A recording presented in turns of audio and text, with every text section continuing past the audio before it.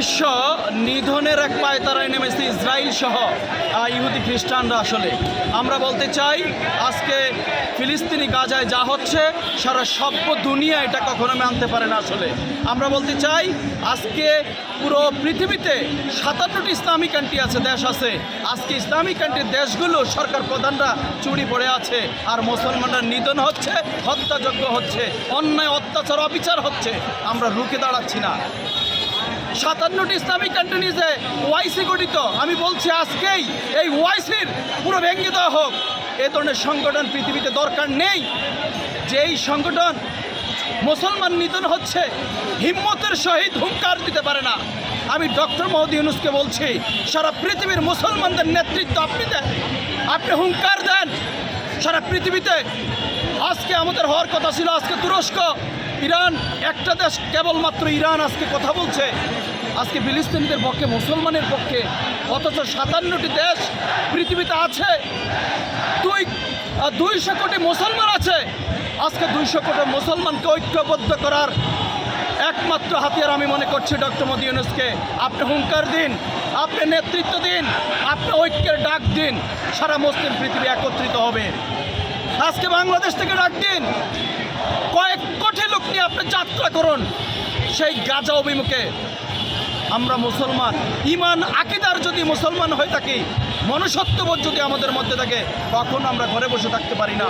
আজকে নিপীড়ন নির্যাতন হচ্ছে, সর্বশেষ মানুষটিকে পর্যন্ত বোমা মেরে হত্যা করছে। এই হত্যাযোগ্য হোলি খেলার উপরে মুসলমানরা আর কতদিন দেখবে? এভাবেই কি চেয়েছে দেখবে? কতদিন আর এই পৃথিবীতে মুসলমানরা নির্যাতিত নিপীড়িত হবে? যতদিন পর্যন্ত আমাদের ঐক্য না হবে, ঐক্যের বার্তা না আসবে, মুসলমানরা দ্বিধা বিভক্তি থাকবে, ততদিন পর্যন্ত মুসলমানরা এভাবেই মার খাবে, এভাবে ধ্বংস হবে। আজকে ফিলিস্তিন ধ্বংস হচ্ছে, কালকে ইয়েমেন হবে, পরশুদিন তুরস্ক হবে, এরপরে ইরান হবে। এভাবেই ইসলামিক কান্ট্রিগুলোকে ধ্বংসযজ্ঞে নেমেছে ওই আগ্রাসী মনোভাব ইসরায়েল।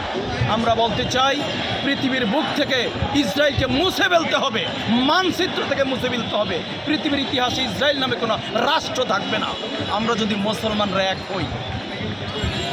200 কোটি মুসলমান 1 কোটি ইসরায়েলের বিরুদ্ধে শুধু হুঙ্কার দিলেই যথেষ্ট। কি আছে? নেই আমাদের 57টি ইসলামিক কান্ট্রির কি নেই? শুধু একটা জিনিস নেই, আত্মবিশ্বাস আর ইমান নিয়ে আমরা হুঙ্কার দিতে জানি না। আমরা হুঙ্কার যদি দেই, আমরা যদি দাঁড়াই, আমরা যদি ঐক্যের ডাক দেই, তাহলে আমরা আজকে এই পৃথিবীতে এভাবে আমরা বঞ্চিত হতাম না। আজকে আমাদের ঐক্যের অভাবেই সারা পৃথিবীতে মুসলমানরা মার খাচ্ছে, নির্যাতিত নিপীড়ন হচ্ছে। আমাদের ঐক্যের একটা সময় এসেছে। গাজাবাসীর এই দুর্দশার পরেও আমরা যারা এখনও মুসলমানদের ঐক্যের ডাক দিচ্ছি না, মানবতার ঐক্যের ডাক দিচ্ছি না, আমি সেই দুঃস্বপ্ন দেখছি আগামী দিনে একটা মুসলিম বিশ্ব এভাবে ধ্বংস হবে। একজন মুসলমান হিসেবে এটা আমরা কখনো মেনে নিতে পারি না। এই জন্যই আমি অনুরোধ করছি ডক্টর মোহাম্মদ ইউনূসকে, মুসলমান বিশ্বের ঐক্যের ডাক দিন। আপনার সাথে পুরো পৃথিবী আছে, আপনি পুরো পৃথিবীর একজন স্বনামধন্য ব্যক্তি, পুরো পৃথিবীতে আপনার গ্রহণযোগ্যতা আছে, আপনার মানবিক সাম্যের, আপনি মনুষ্যত্ববোধের মানবিকতার ডাক দিন। পুরো পৃথিবী আপনার সাথে আছে, না হলে এদেশের 20 কোটি জনগণ তো আপনার সাথে আছে। আপনি রওনা দিন গাজা অভিমুখে, আপনি রওনা দিন ফিলিস্তিন অভিমুখে, আপনি শুধু ঘোষণা দিন, 20 কোটি মানুষ আপনার সাথে দাঁড়িয়ে যাবে।